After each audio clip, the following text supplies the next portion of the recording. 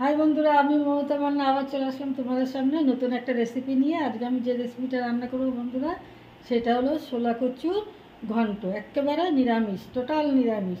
তো কিভাবে করি তোমরা আমার সঙ্গে থাকো আর দেখতে থাকো।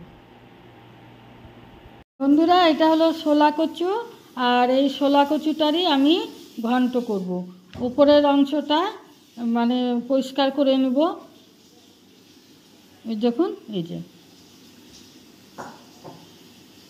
বন্ধুরা, তেল হলো গরম হয়ে গেছে।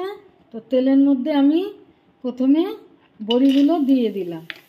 একই সাথে আমি দিয়ে দেব শুকনো লঙ্কা, দিয়ে দেব তেজপাতা, এগুলো দিয়ে একটু ভেজে নেব বড়িগুলো।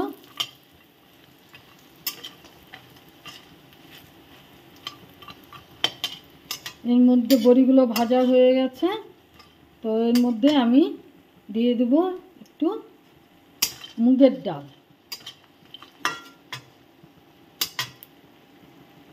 মুগের ডালটাও একটু এর সাথে একই সাথে ভেজে নেব।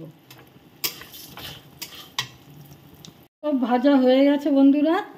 এখন আমি এর মধ্যে সিদ্ধ করা কচুটা দিয়ে দেব।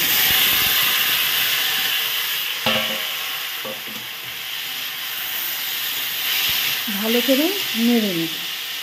এর মধ্যে লবণ,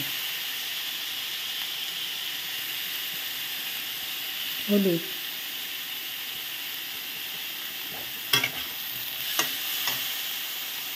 এর মধ্যে দিয়ে দেবো আমি জিরা পাউডার আর ধনিয়া পাউডার। এটা ধনিয়া পাউডার দিয়ে দিলাম, এটা হলো জিরে পাউডার দিয়ে দিলাম, আর সামান্য পরিমাণে শুকনো লঙ্কার গুঁড়ো দিয়ে দিলাম। শুকনো লঙ্কার গুঁড়ো দিয়ে দিলাম। এর মধ্যে একটু ঘি দিয়ে দিব।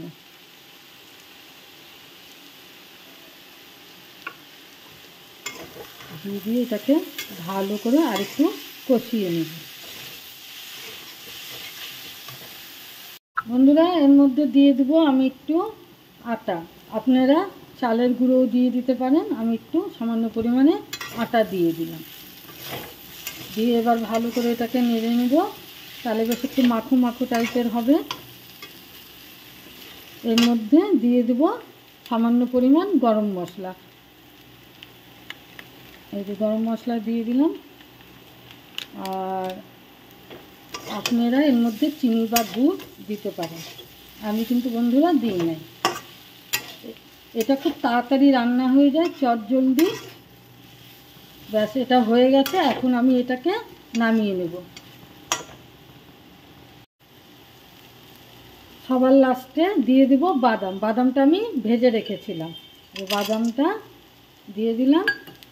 দিয়ে এবার আমি ফাইনালি নাড়ানাড়ি করছি। ব্যাস, এবার হয়ে গেছে। এবার আমি নামিয়ে ফেলব। এবার একেবারে কমপ্লিট। ব্যাস, এবার আমি নামিয়ে ফেলব।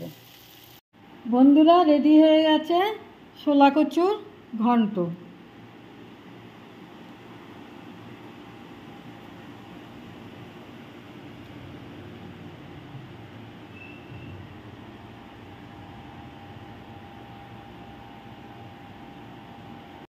বন্ধুরা, রেডি হয়ে গেছে ছোলা কচুর ঘন্ট।